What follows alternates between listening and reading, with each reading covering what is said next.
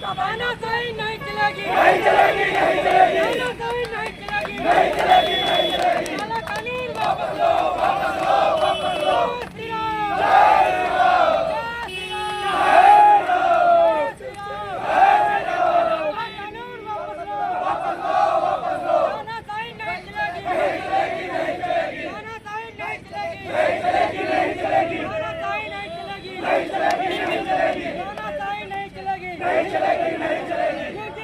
वापस लो, वापस लो, नहीं चलेगी, नहीं चलेगी, तानाशाही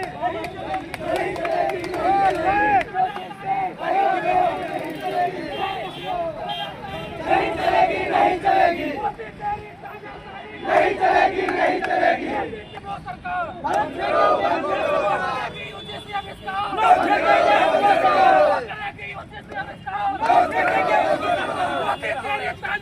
नहीं चलेगी, नहीं चलेगी, मोदी तेरी तानाशाही नहीं चलेगी, नहीं चलेगी, मोदी तेरी तानाशाही नहीं चलेगी, नहीं चलेगी। जो करेगा यूजीसी आविष्कार देंगे वो सरकार। वापस लो,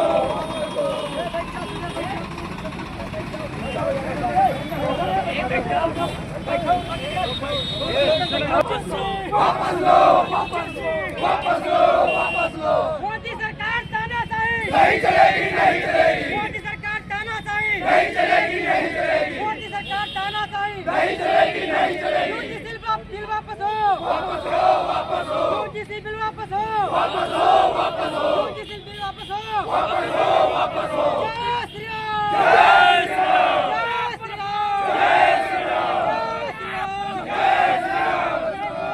नहीं चलेगी, नहीं चलेगी, नहीं चलेगी। इसमें लागू किया कि जो भी SC/ST एक्ट का मुकदमा दायर करेगा उसको मुआवजा मिलेगा।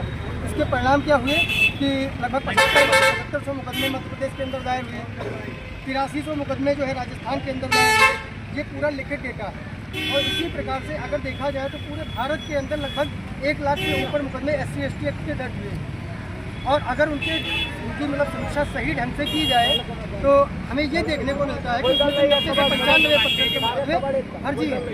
जो यूजीसी एक्ट लाया गया है इसके तहत कॉलेज और कैंपस में समण समाज को एकदम से अलग कर दिया गया है कि वहाँ पे एक यूनियन का गठन होगा जिसमें OBC SC को शामिल किया गया है कि अगर कोई भी SC/ST किसी समण समाज के बच्चे के ऊपर कार्रवाई करवाता है तो सबसे पहली बात तो उसकी जानकारी जो है वो गुप्त रखी जाएगी। ये भी नहीं जानकारी मिलेगी कि हमारे खिलाफ मुकदमा कौन लिखवा रहा है। ये उस कानून में लागू किया गया है। नंबर 2 पे अगर ये मुकदमा बाद में गलत साबित होता है तो उस SC/ST समाज के ऊपर कोई कार्रवाई भी नहीं होगी और समण समाज जो है बेचारा वो फंस जाएगा। आप लोग विरोध कर रहे हैं, हम विरोध कर रहे हैं। क्या हो रहा है?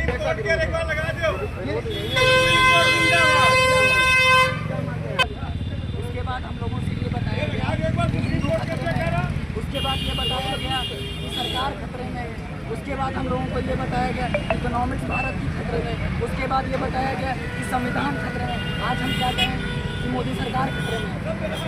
दूसरी बात, कॉलेजों में या यूनिवर्सिटीज़ में जब आरक्षण की बात आती है ये कहते हैं राम राज्य लाएंगे। ये ऐसे राम राज्य लाएंगे आप? राम राज्य में ये तो होता नहीं था कि ये हिंदू अलग है, ये ठाकुर है, ये ब्राह्मण है, ये वैश्य है। राम राज्य में ऐसा नहीं होता था। और अब क्या होता है आरक्षण के जब तक कोई दलित समाज या SC/ST OBC ये समझ लेगा कि जब सवर्ण कास्ट का बच्चा ऐसे ही रह जाता है, जब उनको आरक्षण मिल जाता है हम लोगों को आरक्षण नहीं मिलता है, जब हम लोग अपने घर पे हाथ तालियां पीटते रह जाते हैं तो उनको भी समझना चाहिए। और जिस दिन सवर्ण समाज ये समझ लेगा कि ये दलित है हमको इनका साथ देना चाहिए, उस दिन राम राज्य आ जाएगा। अगर कोई SC/ST अथवा OBC समाज का कोई भी व्यक्ति, कोई भी स्टूडेंट किसी सवर्ण समाज पे कोई आरोप लगाता है और वो आरोप निर्दोष साबित हो तो उसको भी दंड मिले, उसको भी सजा मिले। लेकिन हमारे प्रधानमंत्री जी क्या कर रहे हैं, क्योंकि दिनकर जी ने बहुत पहले लिखा था कि जब नाश मनुष्य पर छाता है तो पहले विवेक मर जाता है।